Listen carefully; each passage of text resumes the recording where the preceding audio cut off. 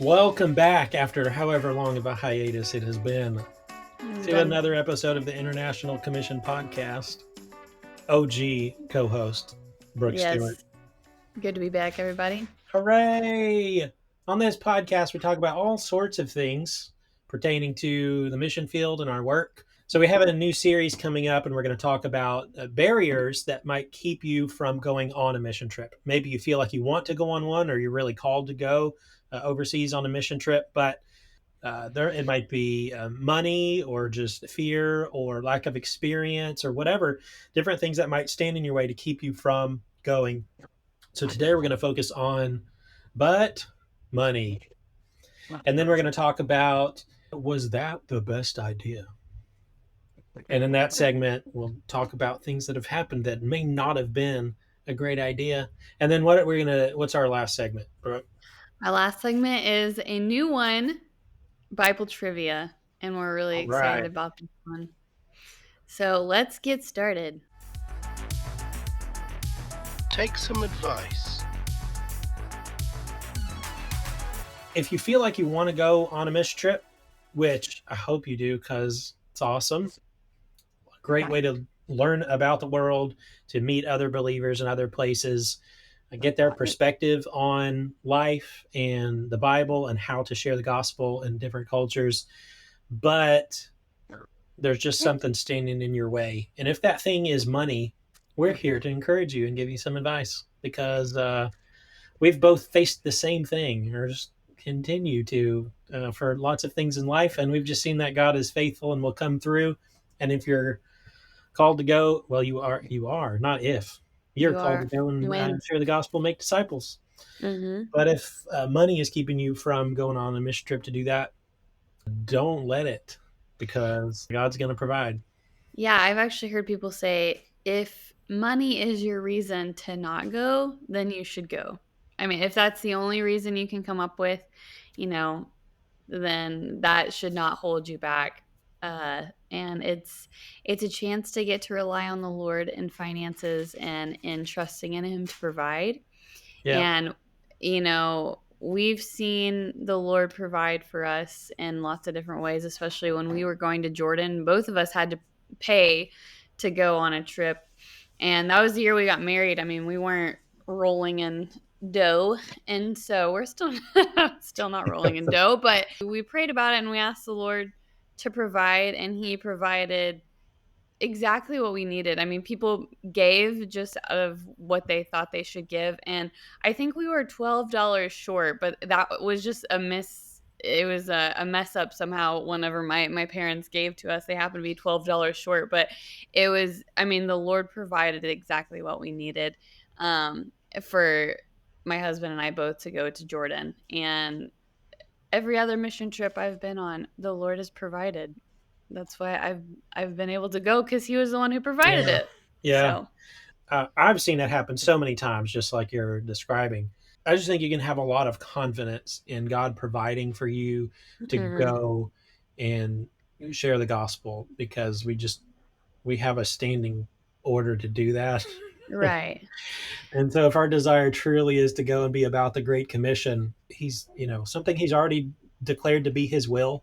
If we're praying in anything in His name, in His will, we will have it. That's a promise from Scripture, and that's just one of those things that you can count on. Yeah. However it happens practically, it can happen all sorts of different ways. God provides all sorts of different ways. But it is likely that if you don't have the cash sitting around in your bank account to pay your way for a mission trip, like an IC international partnership can be anywhere from like $2,500 to over $4,000, depending on where you're going. And if you don't have that sitting around in your bank account, there's different ways that you can raise that. And so the likelihood is you're going to be doing some fundraising. Right. And that's the way that the Lord will provide. And so some of the encouragement I want to bring is on that topic in particular about fundraising. And we've talked about this on the podcast before, about how having the right attitude about fundraising is really important. It makes a lot of difference where you're placing the trust and like who you're putting the pressure on Yeah. when raising support. Because if you are working and stressing like it all depends on yourself, it may not go well. And Mhm. you're really putting a lot of undue burden on yourself, because on the flip side, if you're trusting in the Lord to provide, then you just go and ask people, you write your letters, you do whatever fundraising you're doing, and you rest at night knowing that Yeah. you've done your part and that the results are totally up to the Lord Mhm. to provide for you and to move on people's hearts to give and to Yeah. give whatever amounts they feel like they're Mhm. led to give. And then you can go and fundraise and cast the vision and tell the story and be excited and share your excitement about what you're going to go and do with people, and then just watch the Lord send the funds and not Yeah. worry about the results. Something that you are saying that I think is really important for people to take is we leave it in the Lord's hands, but we're also, I mean, an active part of this. So, I mean, you can just say, all right, I'm going on a mission trip. The Lord's going to take care of it. And then you just leave it at that. The Lord can provide. I mean, if we just go to Him in prayer, He can provide definitely just through prayer. But I mean, there is a part to play in asking others to be a part of it as well. And yeah, that's where the fundraising comes in. But I think it is good to remember that if we are going, then there might be some creativity that needs to come in on, how can I work to raise this, because it does take some effort. And I Yeah. think, yeah, I don't want anyone to misinterpret what I'm saying and assume I'm saying that you shouldn't put forth any effort of your own. It's just to trust God with the actual results of it to Yeah. provide. Uh, we should do just like with evangelism. Mhm. We should do everything that we possibly and ethically can, and then trust God with the results. And just like with Yes, stay anything, ethical. like providing for your family, my responsibility is to do everything that I properly can, but not to feel all the pressure to actually bring in what my family needs. God is really providing that, but it's a partnership. He calls Mhm. us into, invites us into a partnership with Him in evangelism. Mhm. God could just send everybody in the world a dream with a revelation of who Jesus is and that they're a sinner and they need to place their trust in Him. But He chooses to use us to go and take the message. Right. And it's a similar kind of partnership where we're going and raising funds to be able to go and work for Him. It helps build our faith and our trust in the Lord. It, like you're saying, helps us to strengthen our prayer life, Yeah. just remind us of our dependence on Him. And it gives us an opportunity to go and tell people about what God is doing in the world, and maybe even invite them not only to give, but to pray with you or Yeah. to even go with you. There's so many benefits to going and sharing what you feel called to go and do and to partner with God in that. And if you can see it as a partnership and as a privilege like that, it's really not a task or an annoyance or a responsibility to shoulder anymore. Right. It's just a part of the mission. Yeah. And I think there's a lot of believers who would like to go and can't. And the way that they can be a part of the mission of God is by sending others to go. And I think that we don't want to bother people sometimes with asking, but I mean, there's many people because of work, because of health, can't go, and they want to be able to send people to go, and the Lord has those people ready to And you to really don't know who it is either. Mhm. Sometimes, I mean, Yep. I'm notoriously bad at guessing like how much money people have Yes. and therefore how much giving capacity they have, but also like I can't guess people's willingness to go overseas or even to share their faith or anything like that. And so I'm constantly surprised by people who say, "Oh yes, I'm really passionate about that. Actually, my Yeah. role is to help send someone who has the capability and the time to go, so I'm going to do that." And actually, just this past fall, I had a new partner come onto my personal ministry support team, who he's a businessman and he's just very busy. And he said that, the difficulty for him is not really the money, but the Mhm. time. And Yeah. so he's not sure when he'll be able to go personally, but he would love to help send me. And That's awesome. that's that's a great response, is to be a part of sending. And that's how the kingdom works. We've got goers and senders. We've got people who are both. Yep. Um, I think that it's still hard. I mean, to encourage everybody, sometimes it is hard. It's still hard for us to yep. ask people for money. We are support raisers, and so we have to ask for support for our monthly salary. And for me, it is still very hard to ask people. There's people who I haven't asked that I see on a weekly basis, and I think I could ask them. And it's hard for me to ask because I think, oh, they're not in a financial place where they can give, or, they this and that, or what if this makes our relationship weird because Yeah, I'm asking them for money. honestly, I'm always concerned about that too. Like, I wonder if I've known someone long enough, or like, is our relationship enough of a friendship that I can ask them this, that kind of thing. Yeah. Will it be weird after that? Yeah, and so, but I mean, there are people who I have asked, who are on my support team, and they Yeah. are perfectly happy with it. And, But it's just the enemy, and just our yep. flesh and just pride Yeah. and everything. So don't let It that get in really, the it way. really does. We've been talking about like trust, but it does really take humility too. It does. Yeah. Yeah, because we're an independent nation. We want to be able to rely on ourselves, and but we need to stop trying to rely on ourselves for provision that comes from the Lord.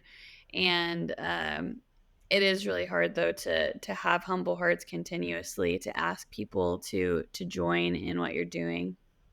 So So we get imagine that, it. that self reliance thing, I think, is a really big deal, because that is really one of our biggest hangups as Americans in particular, I think, because we just are trained to think about our self reliance. We're trained to value our self reliance, Hmm. and that asking people for money is, begging, and that there's something shameful about it. Well, first Right. of all, there's a huge difference between, begging for money and asking someone to join you on mission. Right. So you just have to have that perspective, first of all. And the other thing is, imagine being God, who created and owns everything, and coming to be born in a barn, and then to grow up and have a ministry that is supported by other people. Yeah. If God did it, you're not good for it, okay? Yes, he was the So, most humble. and I think one of the things that I've learned about as an adult since I've been working in missions full time is how Jesus' ministry was funded. I was really not that aware of it, or just didn't pay attention before. But a lot of it was through women who were, Mhm. were wealthy women. Some of them weren't even Jews, or maybe not even uh, God-fearers in particular. We don't really know. And just Yeah. other people that would give even out of their wealth and out of their poverty toward him. Mhm. And that upset his followers sometimes too. You just see all these different ways that God provided for the ministry of Jesus and the disciples, when Right. he could have just it could have just rained money. And we know Yeah. that because, like, when Jesus sent Peter to find a fish with a coin in its mouth, and he can multiply bread and fit. I mean, he could have all the provision he ever needs just with a word, with the snap of a finger. But he chose to work uh, and depend on other people. And there's a huge blessing in that. Yeah. That takes a little humility and learning to embrace, I think. But Mhm. once you have a good attitude, a positive attitude about fundraising, what are Step some 1, have a good yeah, attitude. step one, have a good attitude, and learn to appreciate the partnership with the Lord. What are some practical ways to raise funds, particularly for a short term mission? The first one I think of is writing letters to people, making lists. And I mean, I think we did talk about this a little bit whenever we talked Yeah, about fundraising, but yeah, think through, if you're going on a short-term trip, that is, think through 20, 30 people that you know that you believe would be willing to give to you. Write them down, write their names down, and reach out to them. Sometimes, yeah, you can write letters, you can send text messages, just give them a phone call, and try and make a time where you can cast a vision of what you're doing, when you're doing it, why you're doing it, your heart for it, and see if you can meet with them. And if you haven't read The God Ask, read that book. That's really Very helpful helpful. for getting some tips. And yeah, spend time with them and make a very clear ask that, hey, this is how much my trip is, $3,500, and I am asking you to give me $200, and and then just see what happens with that. Yeah. So that's a really practical tip, is just ask people, make time to write down their names, send them a message, give them a call, and then try and schedule a time to meet with them and tell them what you're doing, and then ask. I think for most people, that's probably the scariest way to do it. Yeah. It has become my favorite way, actually. That's the most direct way to do it. I think maybe just because it's direct and it's interactional and personal.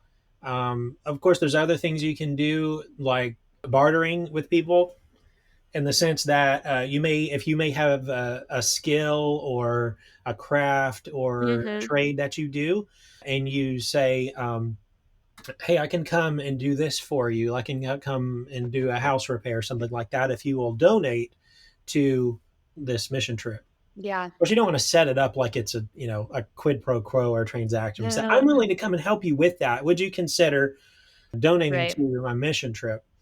And a lot of people are willing to do that. And if you do that, people will give you silly amounts of money, like Yes. more than the task was worth, because they really do want to invest in the trip. But a Rake lot of their people leaves for like that. $300. They want to feel more like they've earned it, uh, and so that's something that you can definitely do. Yeah, I've heard of people doing bake sales, which Yep, is bake great. sales. Hmm. I've even done this before whenever I was going to China. I went to a gas station and I offered to wash people's windows while they got gas in their car. And I told them what I was doing and asked if they'd be willing to donate. And I told them it was completely free. I Yes, will that's wash the your thing. windows You have to offer gladly. it for free and say, "I'm doing this to show you the love of God." But if you would like to help me with it, Offer to wash their windows and then say, "All right, that'll be $20, what I like to please." do, I like to put one friend out in front of the car, arbitrarily wiping the hood while I wash their windows at an intersection, and then hold a little bucket at the window and guilt them into giving me It's a good money. idea. I like that. I haven't done that. I've seen that many, many times around the world, Yes. but I've never tried it on my own, and I don't recommend it. But Yeah, no. yeah, it's Tricky. better with people you know. It works great with people you don't, doing things like that. I've Yep. had car washes to raise money Mhm. for things Yep. at gas stations or even at truck stops. Yeah. And you tell people that you're doing this for a mission, people will really shell out sometimes. Yeah. People do love to give. I think we sometimes have the assumption that it's a bother to people. A lot of people are generous, and you just might be surprised. Yeah. And you can use that as a way to even practice sharing the gospel Hmm. whenever you're doing that, especially if you're going on a trip to share the gospel, which you should whenever you're going on trips. But maybe you haven't been able to practice that skill very much. That's a good way to It's start good practicing, practice. is, I hey, I'm like going that. on a Yeah. mission trip. Would you be willing to donate if I do such and such? Also, by the way, here's my testimony of why I'm going. Here's my And testimony of it's really an what. easy lead in because people might ask you that anyways, but Yeah, what are it's you really easy doing? to volunteer. I'm going because I'm going to share the gospel, and here's my testimony. Yeah. That's great. So again, if you're willing to go, you have the time to go, especially if you have the time. If you have the time to go, then you should go. Yeah, if you have the time but not the money, you really have an advantage because that's a big barrier to You a have lot a of people. major advantage. The Yes, time. because Yeah, as you get older, you're going to get married. That's going to cut down your time so much more. You have kids, that's going to completely cut your time. And so, and you'll have to wait probably a while before you can go. And so, if you're single or you're just young, married, or, if you're wherever you are in life, if you have the time to go, you should go. and see where the Lord may want to use you. And if money is the issue, don't let it be, because the Lord is very able to provide. You can't get more time, but you can get more money. Amen. I can't go Yes. ask someone to give me more time in my day, Will you give me or more I can't time? ask just a friend at church or someone on the street to give me 2 weeks of extra time. They can't Yeah. do it, but No. they can give money. God can Yes. provide money through other people. So, and He's plenty willing to do it. That's so true. I have asked the Lord to give me the time that I need to finish things. But I'm you not can't saying ask He won't. I people. just mean going and asking other people is Yeah, not the way people to get. can't give you physical time. I wish Yeah, that they could. Can you give me a day? Can you loan me a day, loan me. please? Yeah, that's right. Loan me an extra day on the weekend if you can spare it. Yeah, Maybe one day when we have time machines, there'll be an economy for days. that would be wild. That's what you should invest in. Put Yeah, stock into time time. time travel. I'm gonna go invest in time travel. A timeshare. We'll reinvent what timeshare means. Wow. That's Yeah. what we're gonna Time. do. Share the We'll never have to time. raise funds again because we'll be rich Yes. 800 years from now or whenever. Yeah. Or we'll just come Yeah. back to now once we get rich. Yeah. And we'll Come all the back to missions we this want. moment. Yeah. And then we will tell This on our advice is going to be podcast. very different next episode or previous episode, depending on how time travel paradoxes work. I guess we'll find out. We can't interact with our old selves. Everybody Yeah. knows the first rule in time travel is don't interact with yourself. Grandfather paradox, guys. Yeah. Don't Leave it do it. alone. Well, this is going nowhere fast. How about we move on to another segment? Um, was that the best idea? So we've done this one before, but it's been a long time, and I actually don't really remember what I had shared in I my hope I don't story. share the same story either, but you know what? Is it the What are best the odds idea to you do heard it this before? segment I don't with know. people who don't have great memories? Was that the best idea? Yeah. Whenever you go on a trip, you're faced with choices. Am I going to follow the rules and not adventure beyond this adventure? Or am I Boring. going to have fun and make memories? Correct. Proceed with caution and wisdom in making these choices, but also sometimes we just get stuck in funny situations. And so I know Bucky is one for little side quests Oh, on yeah. his mission trips. For better or worse. That's Yeah, we love the how you side live life. quests. So share an experience that may not have been the best idea, Bucky. This is called Cabbie Conundrum. I like it. And you probably know this story, but this was in Jordan. We had lots of these kind of things in Jordan when we went. What a It was a good great and time. wild trip that was. I love it. Um, and a lot of our stories from that trip involved getting into cars with strangers, Mm-hmm. sometimes in more acceptable forms like cab rides and Ubers, and other times just riding with total strangers. And Yep. I do think we've shared that story before. But I'm going to tell one about a cabbie conundrum or conflict, perhaps, or maybe even chaos. I like it. Lots of When alliteration. one, yeah, thank you. I always enjoy some alliteration. One day we had some canceled plans or just nebulous plans, as things tended to go. Anyways, so the part of our team that was in Marca, we really didn't know what we were doing for the day. Planes kind of got canceled. They were doing something at the church we were working with, a conference. Anyways, so we kind of had a free day, and or the morning was free, and then we were supposed to meet up with some other parts of our team in the city later on. And I thought, this may be our opportunity to go and see the Jordan River, because I just really, really wanted to while we were there and we were so close. How can I come to Jordan and not go see the river?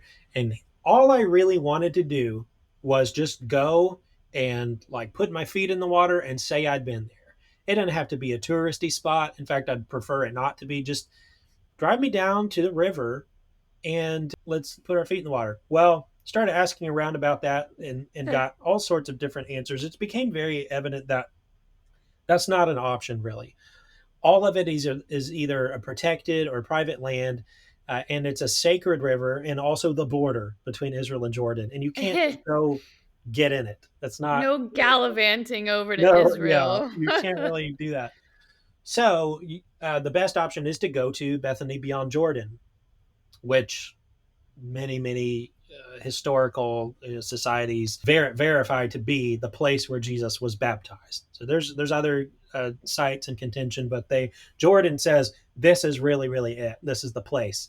So I thought that sounds Cool. really awesome. What a bonus! I want to see the river. In any case, so start asking around about it. We're trying to find transportation to get there, and couldn't really make that happen. So we kind of got an estimate in the Uber app for how much it should cost. Also looked on some travel sites and saw how much it should cost to go from Marca down there to Bethany beyond Jordan, and proceeded to try to call an Uber. And we stood out on the corner and just couldn't get someone to give us a ride. But Uber works a little bit differently there for some Yeah. reason. Like, anyways, it's not like a guaranteed ride. And we just couldn't figure out why we couldn't get a ride. And then another couple from the church, or people that had been visiting the church, recognized us and held a cab for us. And we're like, oh, thank you so much. We're really appreciative. I showed the cabbie the number, and he said, yes, this is great. And so in broken English, he confirmed that, yeah, he can take us there, for this amount. That's reasonable. So it was me and participants, Lindsay, Jim, and Dwayne, all get into this cab and proceed to ride to Bethany beyond Jordan, which is a much longer ride than I expected. And we kind of had, a good spiritual conversation with the guy. It was through Google Translate. So, as far as we could tell, he was pretty receptive to everything we were telling him. And this is a really good opportunity to share about our faith in Christ, because we were telling him why we wanted to see the river, and, that was meaningful to us and stuff. And I mean, they're all very aware of that. Even if the people there that are Muslim, they understand the Christian site and the significance of it and everything. But it gave us an opportunity to share. And anyways, we get there, and I realize we are very far away from Amman. And what are we supposed to do now? Because is this cabbie going to wait for us? Or I guess we'll just call another one when we're here. But it was really hard to get this one in the first place. What guarantee do I have that I'm going to get our team back home? And I start to really get worried. Chances slim. And so it's like, oh man, I haven't really thought that far about this. So what we did was I just offered the guy, hey, do you want to park here and we'll pay for you to come in? You had to buy tickets to go down to see Okay. the site, of course. And he didn't seem to be really up for that. So I started to get more worried. And then he starts saying, hey, you're going to owe me this much money because, yeah, I brought you here for this amount and I can take you back. But while I'm sitting here for a couple hours while you go to see the site, I'm wasting time. I'm not getting fares. And so I want you to compensate me for the fares that I'm not getting. And I'm like, it doesn't work that way, bro. Like, No. so I'm trying to get someone who can help translate for this conversation. People don't want to get involved in our business. And like the people who work there are the only people that really are bilingual. Yeah. And they don't want to help us out because they like officially can't, get involved in private business and stuff or give advice. And I'm like, oh man, what are we going to do? And so I just told him, here's the amount of money that we have left. Like, I'm telling you honestly, like this is all we have. And it was nowhere near what he wanted. So can we settle on this if you stay? Because he was also saying, there's no way you're going to get another cab to come all the way down here, or just there's no one who's going to start here Yes. at the river to take you back into town. Yeah. So I quickly realized he's been plotting this the whole time. For sure. He saw some suckers Who that didn't know the he took geography. advantage of because they were going to get down there and be stuck, and they haven't thought this through. Yep. So I was definitely thinking, was this the best idea? And now I'm responsible for all these other Americans from our team because I'm the staff member to get them back up there, and the whole shebang was my idea. So we just prayed, and I was just praying that this guy would stay here.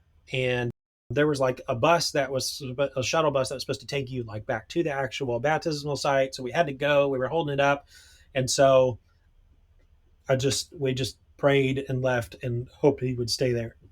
So we went, had a really great time. One of the tour guides there, like, really for some reason hit it off with us, and he let us go down like to the actual like baptismal pool. The river has moved over 2,000 years, and so Oh, wow. where the Okay. river flows is actually not into the baptismal site. And there's like 3 layers of ruins of churches that have been built there. And anyways, so they have special reservations for actually going down to the baptismal site. But he said, "Hey, just hang back and act like you're talking to me. The rest of the group will go on. You guys can go down there, but only take like 5 minutes." We're like, awesome. So he Cool. let us just go down there. It actually was a really powerful moment to just be there and think about like the whole baptism of Jesus and starting his ministry and what it meant and all of that. It was pretty cool. That is cool. So we go down to the river, and then I really want to get in. I see my opportunity and thinking, a lot of people go and they pay to like get baptized in the river, whether they've been baptized before or not. Uh, but you're supposed to buy a special little robe. And anyways, unfortunately, I think another way to make money off of tourists. Oh, for sure. I have a Yeah. lot of mixed feelings about it. But I thought, I just want to stick my feet in the water. So somehow or another, Lindsay and I both decided, let's be adventurous and just go for it.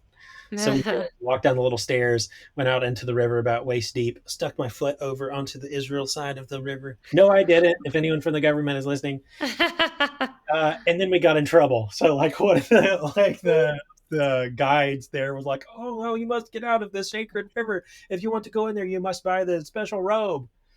And I was like, Like, sorry, I "Oh, don't understand. I'm so sorry. We didn't know. No, I really didn't know." And then I thought, was that the best idea? But nothing really. Guards who potentially could shoot us down, What was maybe. going I to don't happen? I'm like, oh no.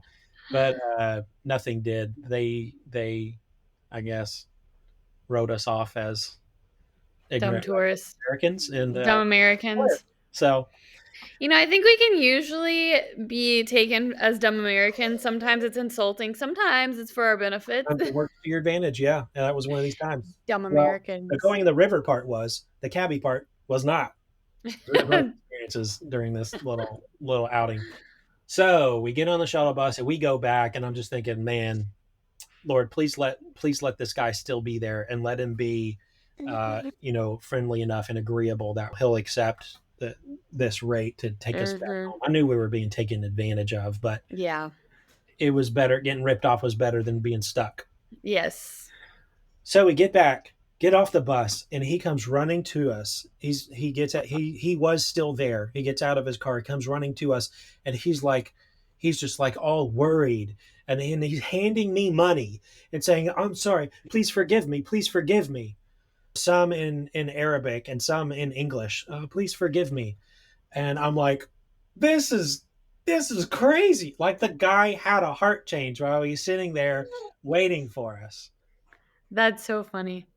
And anyway, he was Amazing. I was like, no, we will pay you a little extra because we didn't understand, how all this worked and stuff. But then on the way back, he was very like he kept saying, "I'm so thankful you're in my country. I'm so sorry. We had a misunderstanding." He never did say, I tried to pull one over on you," but he did. Right. He did. He Can't was go very, that far. we had a misunderstanding. Right. Boy, we sure did. But yeah, it was wild. That is wild. We left on good terms, and I felt like this whole time I was also like just really worried about our witness, because like, oh man, Right. he thinks we're trying to take advantage of him, but that was pretty wild. That is wild. And I we like made that story. it, and it was all fine. And then So was that the best idea? Maybe, maybe not. But you made it back, and you have that as a story to tell. it worked So out okay. Yeah. yeah. So I have many stories that I wrote down as potential things that I could share. You can choose, and then I'll save Caleb's Okay. for last because Caleb's is really funny. So here's of the choices: things I regret saying, ding dong ditch, reasons for my poor gut health, suave Alexander, or beach jelly. Suave Alexander. Okay, suave Alexander. So, trying to impress people on a mission trip is not the best idea because one, we're not there for that. Tell my No, younger come on, version people. that, my younger self that. Two, it could get you potentially grounded from your uncle, maybe. But, anyways, Huh. so my great uncle, we've talked about before, worked with International Commission for a very long time, was very influential in it. But anyways, I went to China with him, and this was my second mission trip. I was a teenager. I was, pretty young, and there was a boy on this trip. His name was Alexander. I developed a small little crush on him while we were there, and one evening after the day was done, we were sitting with a group and talking about the day and everything. And then Alexander, he and his sister were both on the trip, and he said, "Hey, a friend that I have in China who I'd seen before, she's going to come and meet us, and we're going to go out in Lanzhou tonight, and we're going to go explore and things like that. Do you want to come with us?" I was like, "Okay, let me ask my uncle, just make sure." And I asked my uncle, I said, "Hey, is it okay if I go with them?" And he said, "Sure." So I thought that I had permission there. Yeah, I would. Um, which, he seemed like, and so we go out. And we're out for, I don't know, a few hours. Alexander's sister and this girl, and we go and get boba tea, which I actually didn't like. That I knew I didn't like it, but she bought me this maybe like 60-ounce thing of bubble tea. I was like, I do not want to drink this. I do not like it. But I was like, thank you.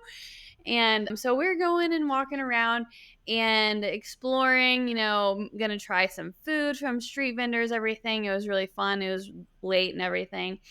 And I didn't have service, so I couldn't check my phone really. But we're going, and they wanted to go see a movie. And I thought at that point, it was getting really late. I said, okay, I think I need to go back, just in case. And so we go back to the hotel, and they go on, and I go up. And I go to tell my team leader that I was back just so that they knew. And so I go up to his room and knock on the door, and I said, "Hey, I just wanted to tell you I'm back." And he said, "It's not me. You need to tell. You need to go see your uncle." And I was like, "Oh dear. Uh-oh. I don't know what that's about." And so I go to my uncle's room. I'm really scared, and I knock on the door. And I said, "Hey, I just wanted you to know that I was back." And he said, "I had no idea where you were. I did not know that you left." And I was like, "I asked you if I could go, and you said yes." He said, "I did not realize that you were leaving the hotel. I did not know where you're going." I was like, "Okay, Oh. misunderstanding here." And he said, which this was the part, he and I joke about this now, but he said, "How many times have you been to China?" And I was like, "Okay, you know the answer to this question." And I was like, once. And he said, "And how many times have I been to China?" And I was like, "A lot of times." And he said, "You could have been lost, you could have been stolen, and I would not have been able to travel back home because I couldn't tell your dad that I lost you in Oh, yeah. China." And I was like, I'm sorry. I really thought that I could go. I thought it was fine. Did you cry? And oh, I cried. I I probably would too. bawled. I cried so much. I disappointed my uncle, who was the coolest Did person. And he he caught on apparently to the fact that I had a crush on Alexander. And he told me, "Alexander is not as suave as he thinks he is." To me, that's what he said to me. I had no idea how to respond to that, so I just accepted it. And I, with so much shame, just walked back to my room and I cried Oh for a really man. long time. And then I called my dad because I'm a major daddy's girl, and I told him what happened. And my dad, he was like, "Why did he get so upset? I would have let you go. You're fine." And Thanks, so Dad. I appreciated that. My dad was on my side, but I was very sad for a while after that. But me and my uncle joke about it now, and he's like, I just didn't want you to get lost in China. I'm sorry. Yeah, can you So imagine having to own up to that? Yeah, I let her go, I let her and go, and she now got she's lost in lost China. forever. So Yeah, I this never would have found me again, honestly. In China, yeah, China's no, big, and there's lots of yeah. people. So that was the story of Suave Alexander. Was that the best idea? I thought it was an innocent, outing, but it was not the best idea in my uncle's mind, and it wasn't the best idea for me because I got in trouble. So Yeah, it turned out not not to great. be great. Yes. So now Caleb's story. This is a fun Okay. one, and this is titled "Potential Mushroom Murder Massacre." I love it already. So he was in Latvia when he was in high school, and he and a girl were sharing the gospel with some guy. I guess at their hotel. I don't remember that part, but they were sharing the gospel with him, and they wanted to continue the story with him, and so he invited them to go hunting for mushrooms. And As one does. as one does, okay. And so they didn't tell their team leader or anything. And so they That's how go, that's how these things always not go telling the team south. Yeah. leader. That's how this is usually how it starts. They didn't tell their team leader. And so they were going, and it was probably about a mile away from where they were. I mean, they were a little bit away. And so they get to the edge of the forest where they're starting their hunt for mushrooms. And it was this guy and his grandpa or dad or something. And they seemed innocent enough. They seemed fine. But then they had knives that they pulled out, and, they're going to go hunt for mushrooms. And so Caleb, they get to the edge of the forest, and he has this girl with him, got to protect and everything. And he said, realizing, was this the best idea that we come with these total strangers who are not believers? They invite us to go hunt for mushrooms. They take us to the edge of the forest, and they have knives. And we're two young high school students. What the heck are we doing? And so they get to the edge of the forest, and he said, I don't think I'm wearing the right shoes for this. I think we're just going to go back. And so they're I like, love okay. that. That was what he said. He's like, I don't think I'm wearing the right shoes for this. And so they start walking, they're like, okay, just be casual. And they said once they got out of eyesight, they just started Oh, booking I it. They would just started too. running, and they got back. And I asked if they got in trouble. He said he doesn't know if the team leader knew. He might have found out, but Oh they're man. fine. But I thought that was really funny. It could have been a potential mushroom murder massacre. It wasn't, though. So when in doubt, always use you're not wearing the right shoes. I like that a lot. Yep, not wearing the right shoes I'm for not this. wearing the right shoes for this. I'm going to use that as an excuse for all sorts of things. If I I'm do in a too. meeting that I don't like, you know what? I'm not wearing the right I'm shoes for this. not in And the walk right out of the conference room. I'm not wearing the right shoes for this. Should I say that whenever I'm just on a video call? I'm not wearing the right shoes for this. Yeah. I'm not even wearing shoes, This is actually. boring. I'm not wearing the right shoes for this I think I'm video gonna call. I'm just gonna out. go, everybody. So that was our segment on was that the best That's idea? fantastic. Yeah. Let's go to our last segment. Let us play some trivia. All right, Bucky and I have picked out a few people from the Bible, and we're going to give each other some clues as to who it is. So, classic trivia from the Bible. Who is it? Who be that? So, Who is it? all right, and we're going to start. We have 3 people, and we're going to go easy, medium, hard. So, and I'm a little nervous because I think that your heart is probably going to be really hard, and I'm nervous that. I tried not to make them too hard, really. Okay, good. They're We'll just see. they're all a little obscure. Like Yeah. they're not starring roles. Oh, okay. Yeah, mine So, are. One of but them they're may not like kind of. Bezalel or something. They're, They're in a store, you know. Okay, cool. Okay, so would you like to go first? Sure. Okay. Okay. Here's the clues for the first one. Okay. He ruined a parade. His intentions were good, but his execution was bad. That's a clue within a His clue. execution. Okay. And he touched something he shouldn't have. This is so obscure. No, it isn't. He ruined a parade. His intentions were good, but his execution was bad, and he touched something he shouldn't have. I can Is give this you like a one. really obvious one? Yeah, yeah. Well, no, I don't want to offend you. I think you'll know when I say it. It's obvious in that sense. Okay. I can give you one more clue, but just one. Okay. He ruined a parade. Yep. Okay, I need to think through parades in the Bible. I know that there was the Jesus is riding This is through. okay. We should set one ground rule, and that's you can say New or Old Testament, and Okay. it's a bonus. It doesn't Okay. count as Is it bonus. new or old? This is old. Okay, Old Testament. Old Okay. Testament. Listeners are screaming this name right now, Brooke. I probably okay. Let me just think Or they here. probably don't know his name, but they know the story. I have no idea what you're talking about. This was during the time of King David. This is your easy one. Oh dear. I thought it was. Okay. Kim, my wife tells me all the time that things that I think are really obvious, common knowledge, are not. I'm just a nerd. Yeah, that's why I was nervous that you were going to give me really Yeah, hard ones that you know really I well. think it's really obvious, but apparently it isn't. Can you give me another clue? The thing he touched is what killed him.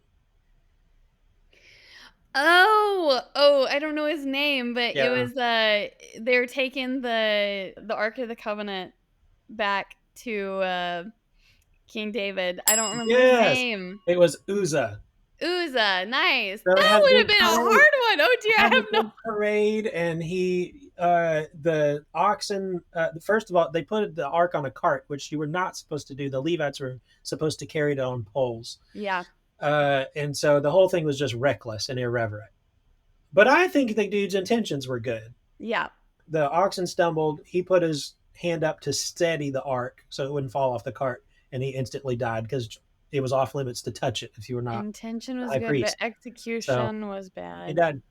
He was executed. You know. He was executed. Yep. Okay, well that was a good one. That would have been a good one for the hard one, Bucky. I am really nervous for your Maybe my hard hard one one's now. too hard. I don't know. It's gonna be like a random, super random person. Okay, this one, you're gonna get mine really easy. I just know it.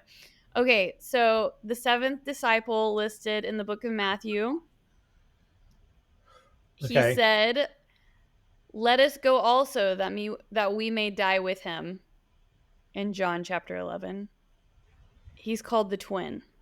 Thomas. Yep, it's Thomas. Good job. I had this last one, but this one would have been a dead giveaway unless I see the nail marks in his hands and put my Yeah, that finger one's where too the nails easy. are. That one's too easy. Your So- clues were good. Yeah. Yep. Okay. Really? It was the last one that got it for me. Thomas called twin. Yep. He's Oh called yeah. a twin. Okay. Yep. Nice. Yep. Okay, here's my medium difficulty, I think. That's We'll see. very skewed for me. Okay. Her hospitality was misleading. Okay. Her actions fulfilled a prophecy by the judge Deborah. And she had a killer hammer swing. Okay, I know this is a JL. Yes. Bravo. That was an easy one. I like that one. Should have switched those two. Yes, I'm glad I got that one. Very nice. I like the clues. Those were good. Thanks. She had a killer hammer swing, yeah. She really did. Okay, so here is medium hard.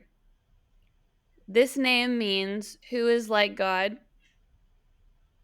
And this is the first chapter and first verse of this book of this person. The word of the Lord came to this person, the Morishite. The word of the Lord came to this person. what he saw regarding Samaria and Jerusalem in the days of Jotham, Ahaz, and Hezekiah, kings of Judah. So, if that gives you a hint. This is Old Testament, by the way. I knew that from, yeah. Okay, and then here's a clue. This is a verse from here, a prophecy. Bethlehem Ephrathah, you are small among the clans of Judah. One will come from you to be ruler over Israel for me. His origin is from antiquity, from eternity. I'm going to go with Isaiah. Nope. I meant to say Jeremiah. Nope. What did I mean to say? Micah. Micah. Oh, Yep. there at the end. Yeah. With the Yep. Bethlehem prophecy. That The Bethlehem prophecy. All right. Hard. Let's hear it. Okay. New Testament. Okay. He became a Christian after meeting a famous apostle. That could be anybody. Yeah. His story is an example of reconciliation and forgiveness. It's very nice. That is nice. And his name means useful, which is ironic considering he ran away from his job. He ran away from his job? He's a very minor character. Okay. But the subject, this one's free, I guess, but the subject of a very short epistle. Well, I'm thinking, lots of people encounter Paul. And so maybe it was someone who encountered Paul. Mm-hmm. Okay. Maybe. And